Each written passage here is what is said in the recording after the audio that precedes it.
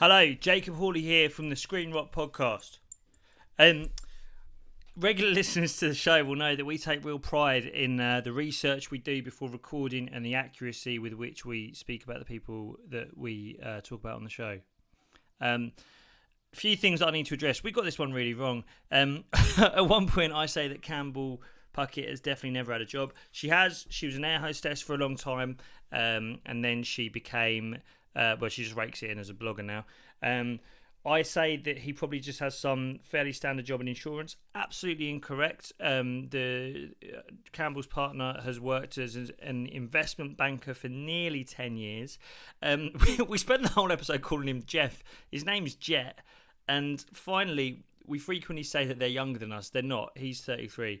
So just a few details that we wanted to iron out. Hope you're enjoying the episode. And we'll catch you soon with some more bollocks about people that we haven't researched.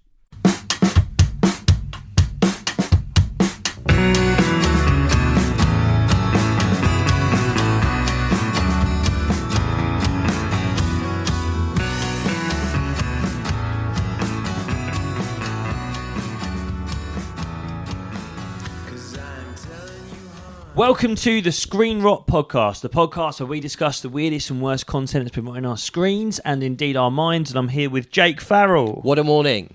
Yes. Your cat's still alive. We've only had 2 recording fuck-ups in the space of 45 minutes. We're absolutely cooking with gas. I actually had a funny moment. I was walking here from Kentish Town. I get the overground from to Kentish Town. I don't know if I've ever told you that. It's quite handy from Denmark Hill. Anyway, doxed both of us. And on the way here, I had an espresso on the way. And then did you stop in Kentish Town for one? Stopped in just by Kentish Town station, just on the way. It was my first one of the day. And as I was walking up then, on shuffle, AC/DC Thunderstruck came on. You know that? And just as like the espresso was hitting, that kicked in. And it was honestly like, like a scene in like, I don't know, in like Narcos or something, where they just like one of the drug dealers does like a huge line of their own material. Like that was my version of that. As I was walking through Kentish Town, thunderstruck by AC/DC on espresso in my veins, just like just completely gone. I had to kind of like calm myself down a bit before I got here. Didn't want I don't know whether the kids are going to be here half the time as well. I don't want to be coming in like, oh, I darling, love me. Yeah. Well, I mean, they're used to me, and I'm a bit like that. Yeah, fair enough. It's true. Yes. You're into AC/DC at the moment, aren't you? Oh. Don't mind it. Yeah. Oh, who's this? Oh, it's Mango and Lua. Hello, Lua. Yeah, we've met Mango. Trust me on that one. She didn't Huh? want to get me on. Yeah. Lua, do you want to come and say hello to the podcast? Want to come and say hello? What have you done? Oh, that was It's funny. funny. Not as funny as what I was about to say, actually, but thanks for coming and interrupting. You should get a load of this, love. Yeah, do you want to come and say hello, Lou? No? Fair enough. All right. Well, let's crack on then, shall we? Yeah. If you and Mango want to come by at any point, you just say. Yeah. Go on then. Try and concentrate. Oh my god, what did Vauxhall charge to record it there? Right, 4th attempt. We'll keep a bit of that with the cat and my kid. Fuck me. Is it a good time to talk about dents? Where were we? Are we just going to start again, or are we going to go for it? No, let's carry on where we were. You would talk about the espresso hitting you and AC/DC combining at the same time. That AC/DC... to get your prostate somersaulting in your ass. That AC/DC anecdote was a little bailed me out there, to be fair. I don't know where that was even going. Oh, man. I mean, we do joke about your life. So Jacob and I have in our friendship group, we have a joke about Jacob's life being akin to... Oh, you got a bit of latte on your nose now and all. That's hell. About being like the bloke from One Foot in the Grave. Jacob just wandering around being like, I don't believe it. I think, do you know, the problem I've got, and this sounds so like kind of Larry David. The problem I've got is no one takes me serious. But they don't. Because my life is a joke, because it's ridiculous. Because like if I was to sort of say to my missus and my kid and my cat, I'm begging the cat to take me seriously. Please, Mango, darling. If I was to say, look, I've got a hard, stressful life, and they're like, really? What do you do? I was like, well, me and Jake have got to sit in the spare room with 4 lights on us, talking about the hardest geezer. I've then got to walk around the park filming myself going, Arsenal fans, listen up, Luton tonight, right? I've then got to send some death threats to a man who wants to fight me because I made a joke about Easter, and then I've got to really wrap that up because Bobby Davro's calling at 3. I can't expect anyone to take this life seriously, and yet my life is spent trying to get people to take it seriously. Oh God! Yeah, it's tough, isn't it, to be like to be a joke, to be a walking joke. If I was to write like no one wants to read my fucking biography or whatever. It would be like the difficult task of being taken seriously when you're literally a joke. That'd be like the subtitle of my life. And also when you're being like kind of pushed from pillar to post by a tiny kitten called Mango as well. That's tough. But I've just got tiny cute things pushing me around Yeah, that's true, all day. Between my 50-kilo missus, between my 3-year-old, between my son, and now the cat. It's got these tiny little things. Jacob, Jacob, Jacob. And then I'm coming round. Yeah, I can barely sit near the cat. I'm so nervous. I'm the other thing in your life. Be like, oh, can we do the podcast now? Well, I think you're coping admirably, to be fair. All right. Still got a bit of hair left, thanks to the boys at Dents. Jacob 30% off. There you go. Doing a live show. My heart's not in it. Yeah. On Dents. Sorry, we're doing a live show. We're going to do a live show in August. We might have announced it by now. Maybe. Possibly, yeah. There or thereabouts. It's gonna be really. Jacob good. hasn't gone full Larry David on Instagram. What do you mean? I was trying to get Mango the cat to bed. Yeah. We've got a live show coming in August, and Tour's going on. Tour will be ongoing. Yeah. Well, I don't know if I'll have announced this officially. I don't really care. I don't know if I told you about this. I'm signing with Live Nation. Wow. Yeah. What does that entail? Just doing more tour. Basically. Got to play centre mid for Arsenal next week. Nightmare. No. They won't care about that. It tells me giving away about 30% of the money now. I mean, basically, I'll be extending my tour into the winter. Yes, and I'll be like the guys at Live Nation are going to help you. Yeah, they'll be booking it. They're the big dogs, aren't they? Yeah, they you, do. Teddy Sheeran, Dua Lipa, and Jacob Orley. Gervais, Flanagan, and me. Jacob Orley. Yeah. Yeah. No. So yeah, more tour dates in the winter. Him and Mango come into a spare room above a pub near you soon. Yeah. Bobby Davro doing the support. I'm fucked. I can't get in there anymore. Mate, Davro really needs work. If there's anyone out there, if anyone booking gigs, he'll do anything really. Like if he does touching anecdotes as well as. If anyone wants to give me a shout, I honestly, I think if you've got something neat. I mean, he's 65. He's had a stroke. Is he 65? Yeah. Wow, what a life! I think he'd do the live show. Do you think Davro would? Oh, that's tempting. I'm just thinking about that now. Actually, he would. He would. That's a good way to get my mum and dad to finally come to one of my gigs. If Davro was doing it, actually, he'd close the live show. Yeah, they come all the time. Oh, we could ask him to do a song.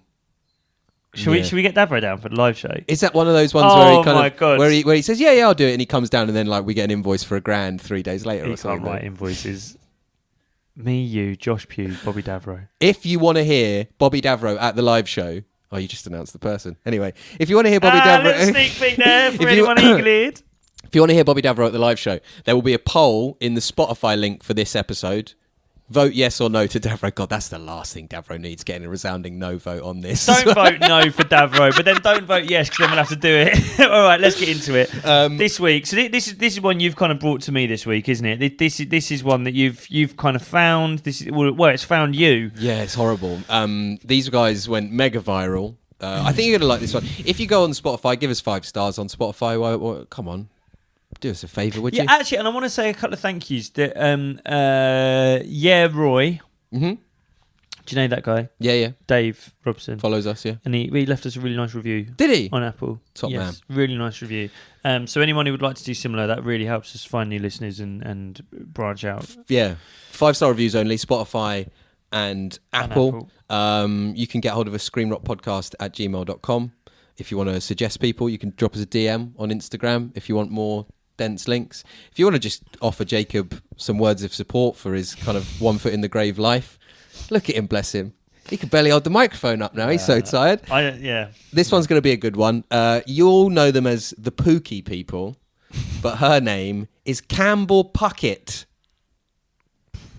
Campbell Puckett.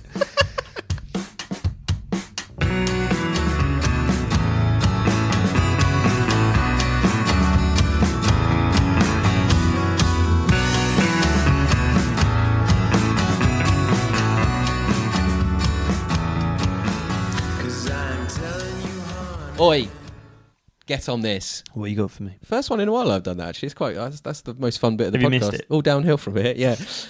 Campbell Puckett Campbell Puckett and her husband Glenn are the most amazing example of wife people there is. This guy's life is his wife. Do you know what I mean? Can you relate to that at all, brother? Yeah, I'm getting there. But can we? I think we just need to address Campbell and Glenn Puckett. They look. My God, They look like Toy Town people. The most Americans. They've got a Toy Town name. Hey, Puckett. Campbell Puckett. And there's no real way of putting this delicately, but if you don't know who they are, you'll see them in a minute if you're watching, and we'll talk you through the videos. But let's just put it like this. They look like the kind of people where I would not be surprised if they were racist. They're those kind of people. Those kind of like blue blood Americans, Ralph Lauren Americans, kind of Great Gatsby Americans. Ralph Lauren Americans. Yeah. You've hit something fucking, if you don't mind. Oh! And I know you first. but it's just the way Ralph Lauren Americans. Yeah. You've hit something there, mate. Expand. Well, it's this kind of like very blue blood, kind of crass in the way that they display their wealth, but they would consider it classy. These aren't poor. No. This is the key distinction you're making here. Is these are no rednecks. No, God no. These are. I think there's some southern heritage in there, particularly on the part of Glenn Puckett, the husband, that we'll talk about in a minute. But these are they are fascinating people, and like the thing you've really got to remember when you're listening to this is these are Trump-esque people that have become famous on Instagram and are beloved because of that. So they're really like. Do you ever remember there was someone that worked for Trump? She was called Hope Hicks. Do you remember that? Yeah. And she was like his press secretary. Yeah. And apparently she had no experience whatsoever when she got the job, but she had been a model for Ralph Lauren. That's the vibe. That's the vibe of these people. And they've clearly got loads of money. I cannot imagine how, other than just like familial money, because they both look like they've got about 4 brain cells to rub together. Glenn and Campbell. Pookie Puckett, by the way. That's her name. And they are, there are these Ralph Lauren Americans. And in that way where they kind of talk as though they've like got a classy aspect, but they're actually just the grossest, cringiest people ever. That's the vibe that they are. You've like as you were describing them. I've seen these people and I've had a look. But then you managed to kind of tap into like I have actually experienced these people. Right. So I've been to the Kentucky Derby. Oh God, yeah. Was this a lad Bible thing? Yeah. I know, I spent most of the last episode slagging off fucking Russ Cook. Be like, he's just some lad Bible. Yeah. I used to be an employee. Yeah, you were. No, I wasn't an employee. I was freelance. But I used to, and I've probably spoke about this on a previous episode. I used to, in sort of 2017, 2018, I used to do like videos for Unilad, and it was SponCon. It was the real early days of SponCon. It was the real early days of, rather than just making adverts, companies coming to these social media production houses, these huge pages, and going, "Hey, we can get more eyeballs on our adverts if you make something for us, rather than if we just stick something on after Corrie." Right.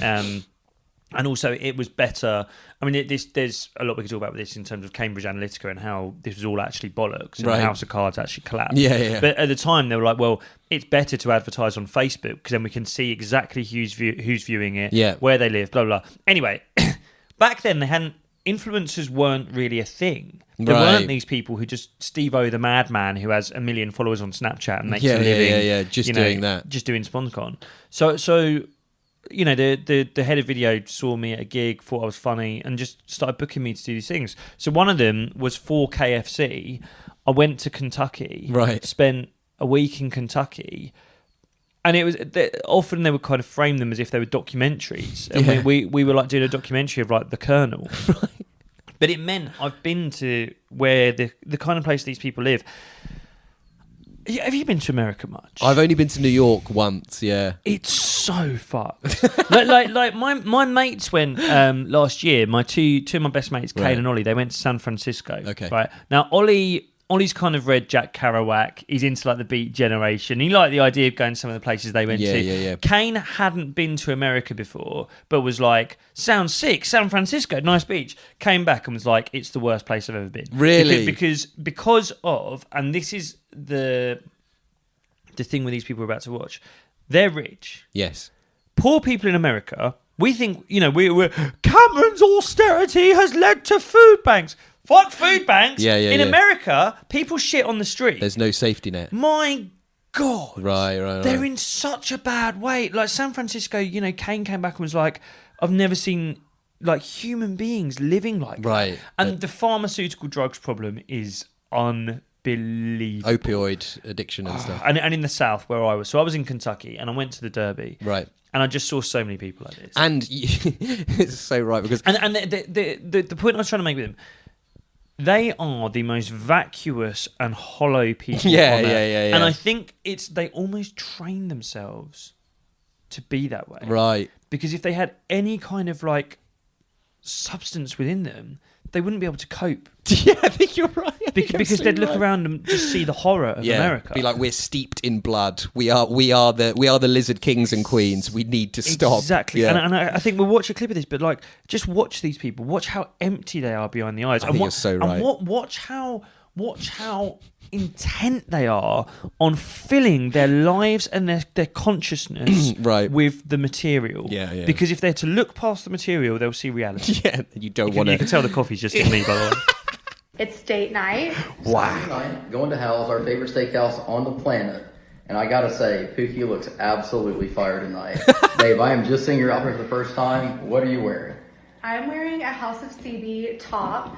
It laces up the back, so that took some work. Glenn, and then girlfriend denim and femme LA heels that are literally hanging on by a thread because I've worn them so much. This little laugh makes me crack up. Awesome. I am wearing a Zania jacket. I don't care what you're wearing, Brooks Glenn. Brothers You're just dressed like a Hermes normal belt, man. Page jeans as always, and black cherry Luke Casey's tonight. That's one of my favorite shirts. I love it.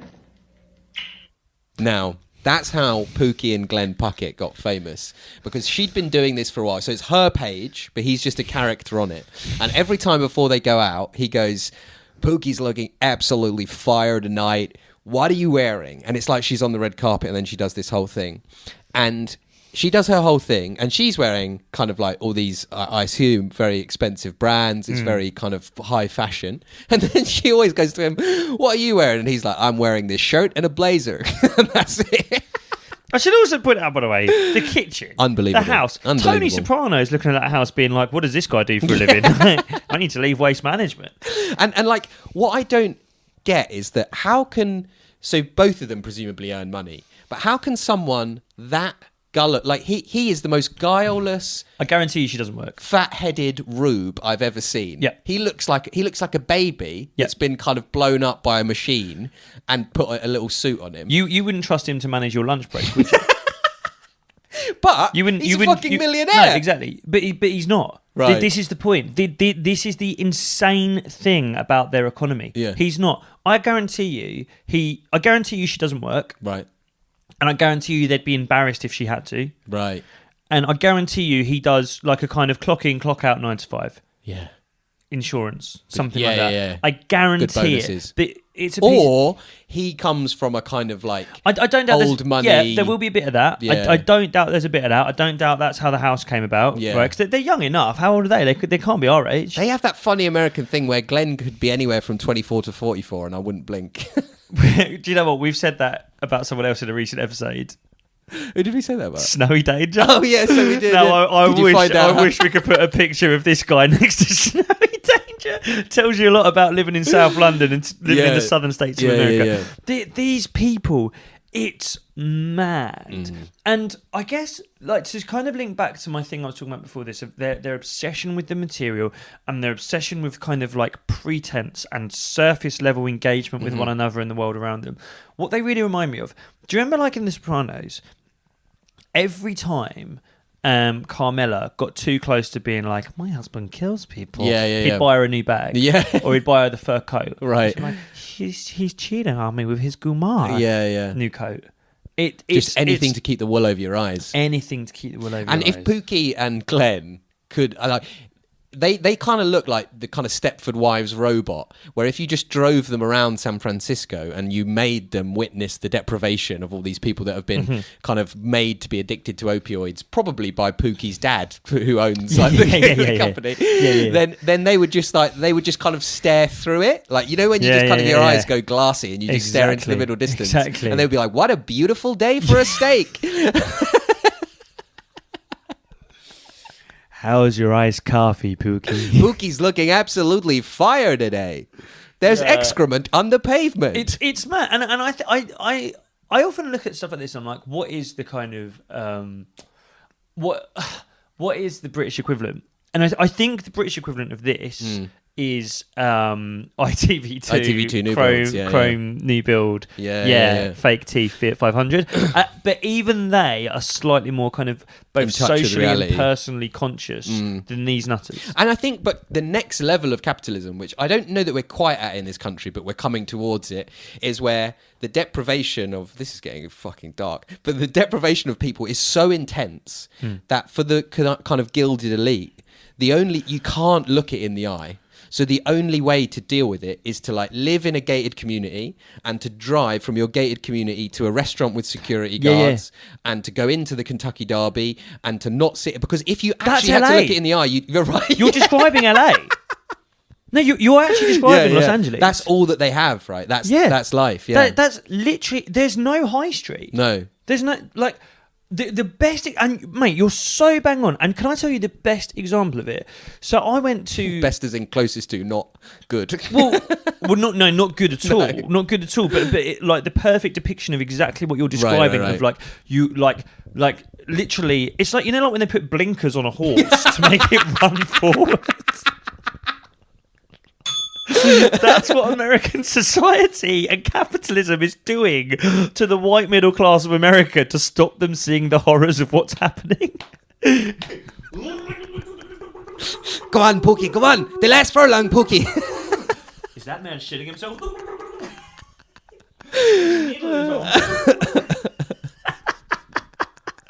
So I again, another fuck me. Unilad taught me the world. No, it did. Unilad. I did another job for them where they sent me to. Unilad radicalised you. Unilad, like, no, it taught me. You know, it unplugged me. You want to be in the Pookie elite. You want to be in. Well, no. So put some blinkers on me, love. So in the same way that I actually saw what, like, before I went to Kentucky, I had this idea they're all just kind of rednecks and hicks, and I met those people, but I just felt really sorry for them because like all of them had two jobs. That, honestly, the people, the kind of working class, quote unquote, there's no benefit culture out there. No. They all had two jobs. So we met a lot of people who worked at KFC. Right. That would be like their second job. And I remember, like, I met this one guy who was like 32, and he'd been working at the KFC branch for 10 years.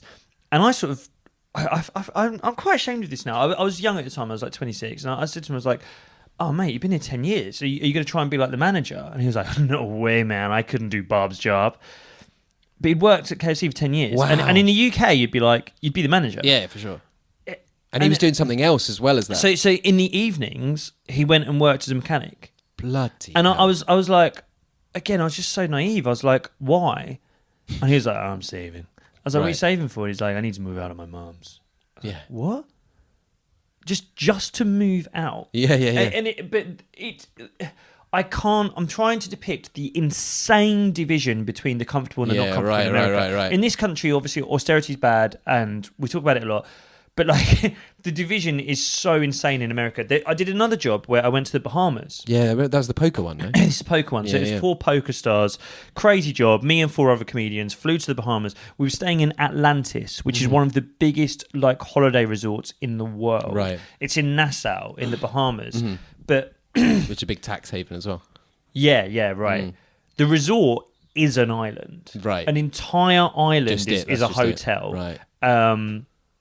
Over 1,000 rooms. Right.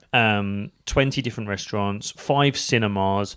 You know, there were pools, and in the pool next door to you, there'd be a pool with a shark in it, and you could look at it. Like, it just the most insane thing I'd ever seen. But to get there, you'd have to fly to Nassau Airport. I mean, we changed it to New York or whatever. But then you'd have to cross this huge bridge to get to the island. Right. And you'd be going through Nassau, and mate, it was crazy. Like the amount that people were struggling. Right. Like the poverty. Oh, in like Nassau. that, and they were basically there to in service the mainland. right. But anyone in Nassau who was doing well had a job in the resort. Island. Literally under the bridge that we drove over to get to the resort. I don't know how to describe it. It's literally like a village of people addicted to drugs and alcohol. People going for shits in the street, naked, taking drugs. Next to this holiday resort. But under this bridge, and on this bridge, it was just people driving in nice cars to get to the resort. And like no one acknowledged it. And it was like, you know, everyone working at the hotel was black, was from the Bahamas, yeah. right? Oh, was from they were from the island. Right.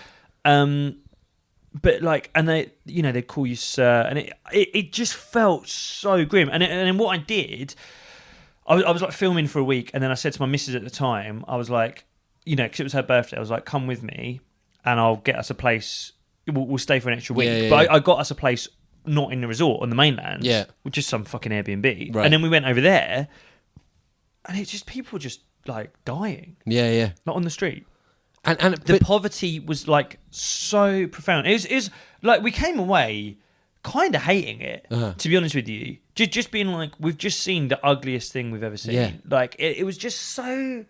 I had no idea. I was so naive to it, but it's because Americans don't talk about it. So whilst all that was going on, you and your missus at the time didn't do videos where you were like, "Oh, darling, you are looking fire tonight." no, well, exactly, because we were just sort of sat there, like flabbergasted by it, like speechless. But how long do you think it would take? Clearly, these people are desensitized to it, and like I think they're fair game insofar as the videos are overtly about excess. She's naming these insane brands. The whole point is that they've got this very, very desirable, very, very rich life that they kind of want other people to aspire to. How long do you think it takes to be desensitized? Do you think that they just grew up steeped in this privilege and they just become completely desensitized to it? Not that you and I are somehow like man of the people wandering around Archway. No, but I think they grow up seeing the blinkers on, being blind to how privileged they are and like blind to how unfortunate other people are. And I guess, like, to use a comparison with the last episode, we spoke about Hardest Geezer. Yeah. And a lot of what I was talking about, you know, I described his university as a creche, right? And it's like, I was very much, by the way, likening my own experience of growing up to his. That, right. As much as I was probably working class, whatever, I was also incredibly comfortable. Yeah, right. In the same way that these people are. Mm-hmm. But like, I guess, as I said in that episode, like, for our generation of quote unquote comfortable people in the UK, we're also socially conscious. Right. Everyone you know has done some kind of, you know, Kickstarter, right. blah, blah, blah, try and help out. Also, we vote in a way that's conscientious to people that are less fortunate to us. Right. These people have none of that. No, it's quite scary, isn't it? They do inhabit a scary place. And like the next video, actually, is kind of telling, and we'll come on to him being a wife guy shortly, because that is another part. Yeah, sorry, I've made so much of this about their financial privilege, but I do just find it startling. I had some gags lined up about him being a cuck, and we've actually talked for 25 minutes about the ills of capitalism. Yeah, sorry. But the next video is the unbelievable excess of this generation and of this type of person. So this is him. This is Glenn Campbell going for a coffee, for a shopping trip rather, with his wife Pookie. Prepare to be shook, okay? Seriously. He's trying on a leather jacket. No, turn this way first. The caption is, when your husband only shops twice a year, but the store I'm shook serves already. I've scotch. never in my life seen you in it. Oh my god, babe. Oh, yeah. So he's got the leather jacket on that looks exactly like the one David Brent wears in The Office. Sergio Giorgini. So he's wandering around this shop. Don't you like it? He's getting like a personalised shopping experience. And he's got a whiskey on the go. A huge whiskey in a crystal tumbler. How much are they going to charge him for the jacket? Surely they'll tell us. Boom, Pookie. Boom. He's absolutely fucked. Bye-bye. And like, that is... How gross is that? Yeah. And it's what is funny about the Americans is because they're so lacking in self-awareness. I think that video and the Pookie and Glenn aesthetic is meant to be, aren't we cute and silly? Yeah. They think that they're like kind of lovable underdogs. Yeah. As opposed to like these lizard overlords going around drinking scotch in the middle of the day, buying leather jackets that cost more than people's rent. It's absolutely insane. Yeah, it is. And I But then, do you know what? Watching him there and watching her there was something so young about them. Yeah. There's certain, like I almost felt like... Find out they're actually 19. But this is the thing, they could be, be. man. But then if they're 19, we should be looking at it as being like, fuck me, when I was 19, I couldn't afford to buy a round. Right. And they've got a house that, you know, as I say, like fit for a king. Yeah, thanks to the Kentuckians' insatiable demand for opioids, Pookie's family are... That's so funny. Yeah, we'll watch the next clip in a moment. But I do... I don't want to. I feel like I've gone on too much about it, but I do just think the kind of privilege of that level of middle class in America is so startling. And I love it when people are on social media and they think they're one thing, but they're actually not. Yeah. So like there are people that like just I've probably follow on Instagram or I went to uni with or whatever that are like, I'm fucking mad, me, and it's like, no, you work for a credit card company. You're just normal. And like they just, I know that they're the most quiet, kind, normal people, but they put a picture of up with them being like, and it's like, just you don't have to be like that.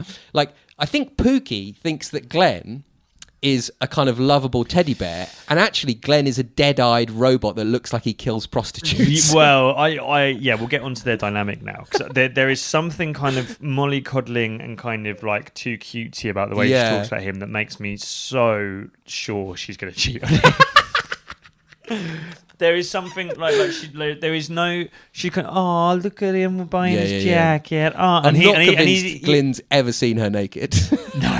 No, and he's got this kind of wide eye, like, do I look okay? He's so keen for her approval. And I watched one of them the other night, and one of the comments was like, it's so telling that the way she talks about him has now bled into their audience. Because one of the comments was like, it's so good. Is his name Glenn? I think his name's Glenn. It was like, it's so good seeing Glenn become more confident in front of the camera. Like that was like the top comment. And it's like, even the fucking commenters are like mothering you now. You're so like you're like, and he's like a, you know, tall enough, big enough guy, millionaire. Yeah. But there's something so kind of like almost juvenile and innocent and kind of dumb about it. Well, let's talk about that specifically, because so the one we watched at the start where he says Pookie's looking absolutely fire tonight. Like she was already big before that, but that was the one that made them go fully like viral all over the place.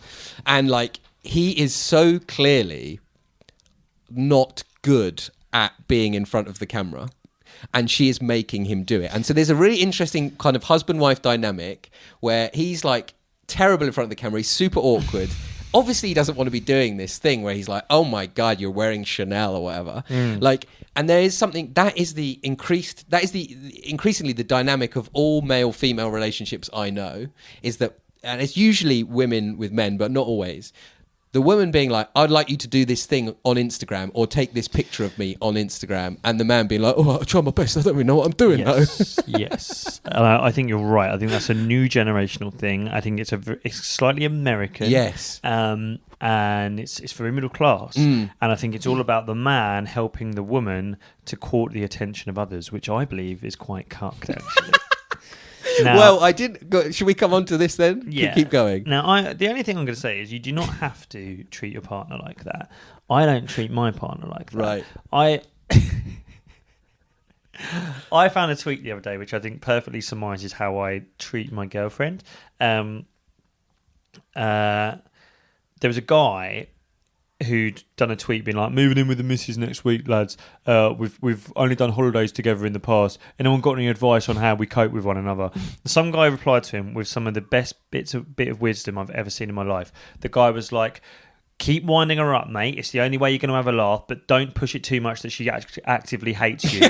And he put it like this. He goes, you have to bleed her like a radiator. Softly, gently does it, but never push it too far. Yeah, okay. And that is how I treat my partner. I'm quite affectionate with my partner, but I wind her up something fucking rotten. Yeah, okay. And that is what keeps her. That's what keeps her on the back foot a little bit. Yeah, you know what I mean? yeah. Keeps her guard up a little bit. What's he going to do now? Is he going to wind me up? What's he doing? What's he saying? He's bought a cat called Mango. Exactly.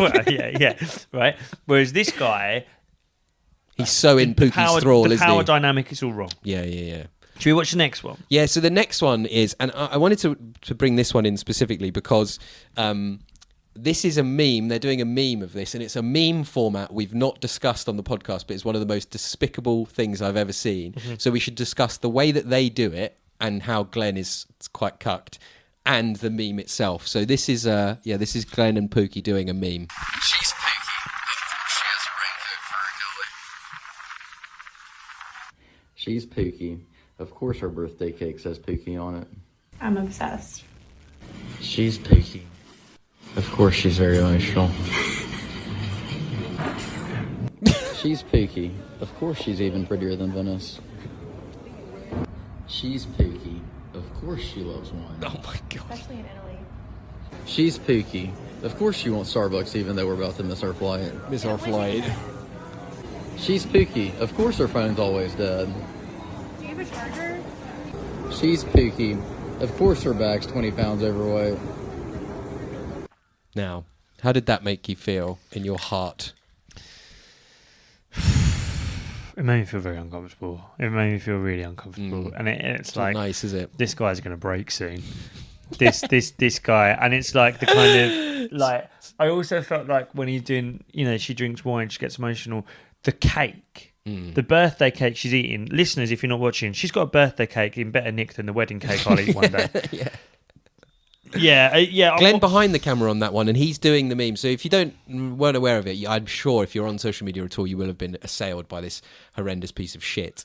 But it was the meme where it was like, of course I do this. Yeah. I work in finance. Of course I have I'm an 2 Oxford coffees Uni before 8 student. o'clock. Yeah. And then Glenn and Pookie are doing that, and it's just like his voice behind the camera. You can tell on some of the takes he's not done it quite right, and she's been like, "Fucking do it again." Yeah. And he's had to be like, "She's Pookie. Of course she loves the birthday cake." Yeah. It's I guess like I'm the way I'm the way I'm watching this, she wants to be internet famous. 100%. Glenn. I'm going to ask you something now. Okay.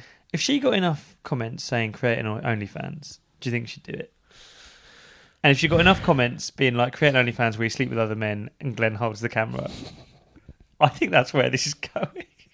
I honestly do. If she got enough comments being like, "Ditch Glenn, we love everything," but Glenn's got to go. Mate, I swear on my life, within 5 years, there's going to be a taller man with a deeper voice being like, "She's Pookie. Of course she left Glenn for me."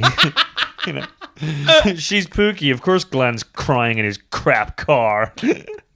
Because she's married to me now. And it does, I mean, this is a theme of the podcast overall, the kind of unintended consequences of the desire to be famous, right?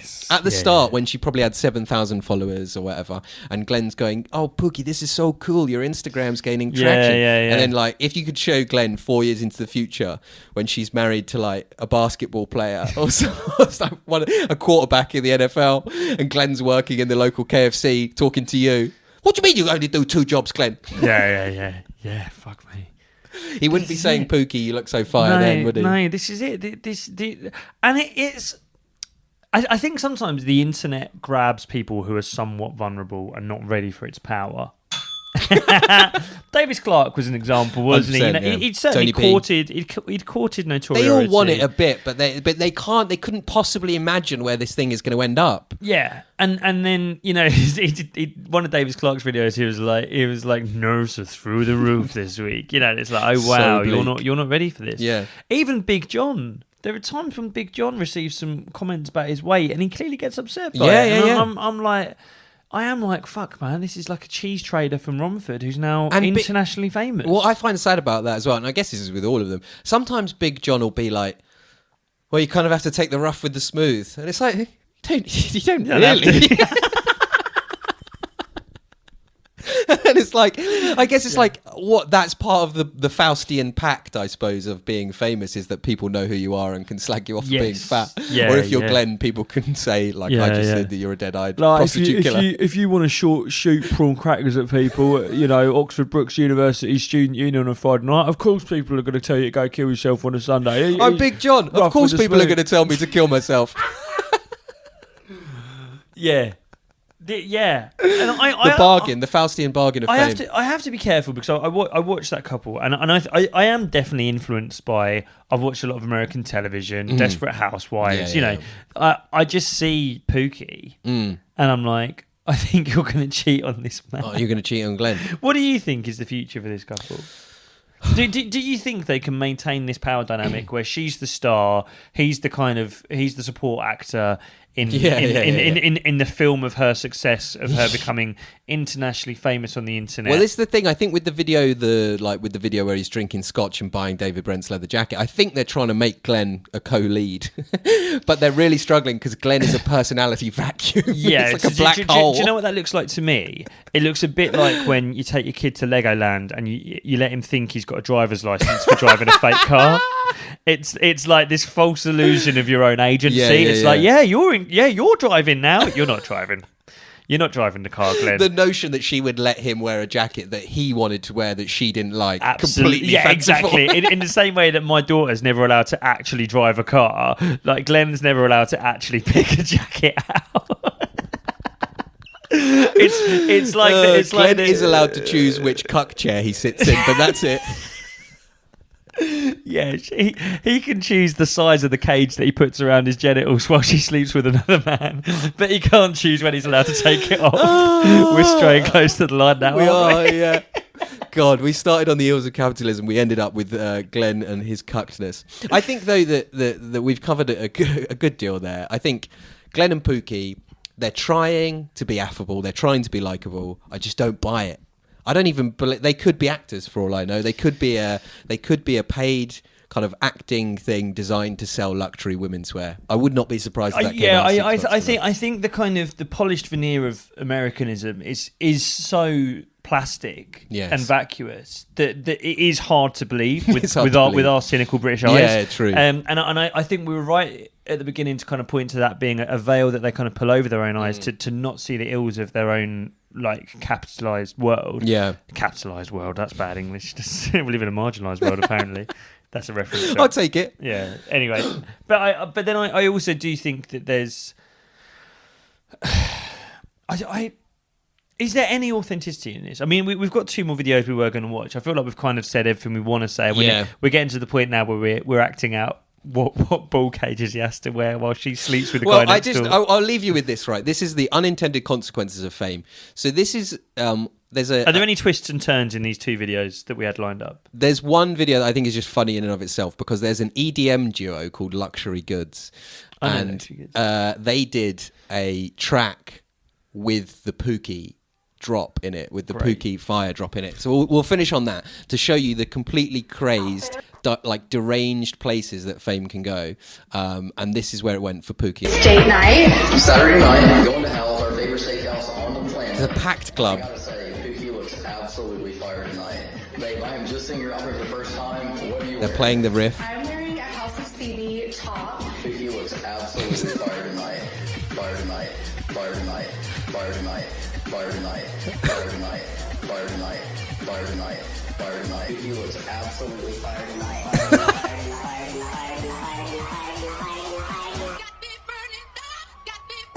Fire tonight. Fire tonight. That's Pookie and Glenn. That's where fame ends up. What do you do with that? I don't know. Do you know what though? That makes me so proud to be British. Do you know what I mean? That makes me so proud to be British. And maybe we're sneery and maybe we're cynical, but we are real. Yes. And I think the fact that these guys in America, they're getting comments like, "It's so nice to see Glenn, getting out in front of the camera."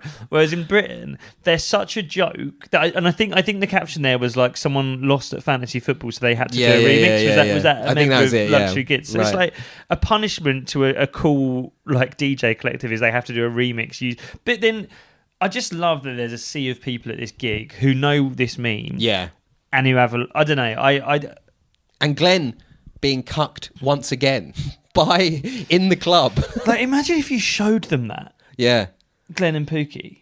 Would there?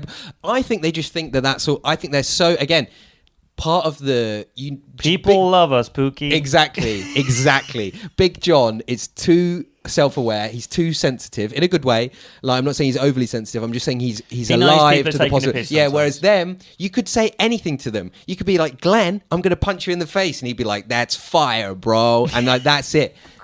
And that's what we need on this podcast because we are getting fucking pelters as well. No, I'm joking. But we're going to embody that positive mental attitude. That's been the theme of the last 2 weeks. Russ Cook, mad positivity. Glenn and Pookie, they don't care if everyone hates them. They just keep on looking fire. Yeah. And that's what we're going to do here at Screenwrite Enterprises. Goodbye from me. Goodbye from Jacob. God bless writers. Goodbye from Mango. And we'll see you next week.